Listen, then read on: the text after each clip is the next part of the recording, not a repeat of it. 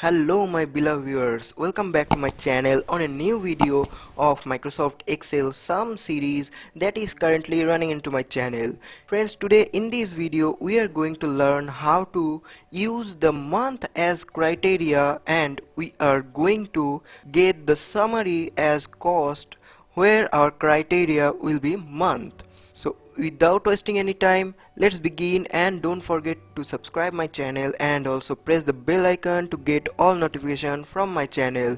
And after the video ends, please check the description box. There you will find the link of the Excel data file which I am using in this video. So let's start. Here I have a simple data file and I am going to use the on-screen keyboard so that you can notice which of the keys I am pressing in my keyboard. So here I will get the summary where I have the criteria as the month.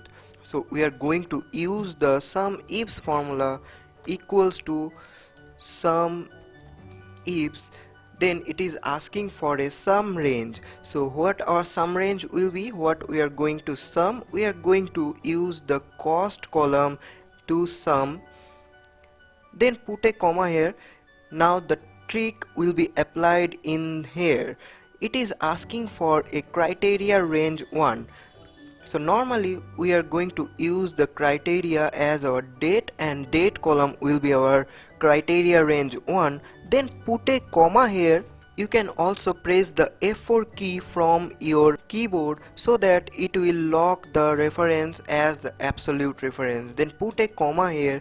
Now what you have to do is open a double quote, then put the lesser than symbol, then an equal to symbol, then close the double inverted comma, then again put an ampersand symbol. Now you have to give your criteria cell reference number, as here is E4. Then put a comma here. Now it is asking for criteria range 2, and now also our criteria range 2 will be same, and we are going to press the F4 key so that it will lock our reference as absolute reference. Then put a comma. Now here you have to again open the double quote, then put the greater than symbol and equals to symbol, then close the double inverted comma. Now you have to put an ampersand symbol again and have to use the EO month. Look at here, it is EO month. So what it does, this formula returns the serial number of the last day of month before or after a specified number of months. So after that, open the bracket. Now what will be our start date? Our start date will be again the month cell as our criteria. Then put a comma. It is asking for months, put 0 here. Follow my steps, I will explain you that later in this video. Then close the brackets and simply hit the enter button. Look at here, it is showing nothing. That's because we did not have formatted our criteria cells. So what you have to do is to format your cells. Do what I am doing here. At first select the cell range, then go to the number block under home tab. Click on this one, go to more number formats. Here in the dialog box you have to choose the custom format. Now you have to type your format as MMMM 4 times M here, then click on OK. Look at here, it is showing nothing though we have changed the format as month. So what you have to do is just put any date like this one, or you can copy like this. I am just putting 1/5/19, that means first date of May 2019, and just hit the enter button. Look at here, it is now showing, and here also do like this 6/19. It will show when you copy the formula from upside down. Look at here, I am copying the formula, and here you have to again 1/7/19. You can do any of the dates here, but you just have to remember that the month should be the same.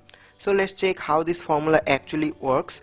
The SUMIFS function can sum values in ranges based on multiple criteria. In this case, we configure SUMIFS to sum amounts by month using two criteria: one to match dates greater than or equal to the first day of the month, and one to match dates less than or equals to the last day of the month. So normally this is a pain, because if you add months as name, just I have done before to show you, like January or February or March, etc., in this column, you will have to go to extra table to create dates you can use for criteria. However, in this case we use a simple trick to make things easy, just I have showed you. And then we have used the EO month formula to match dates less than or equals to the last day of the month. With 0 of this month, the EO month function automatically returns the last day of the month provided by the date. The concatenation with an ampersand is necessary when building criteria that use a logical operator with numerical value. So that's all for today, friends. Hopefully you like this video. Please share this video with your friends. Share your opinion as well as your queries in the comment section. Keep learning, keep supporting this channel, and stay tuned. I'll come back soon with another interesting video.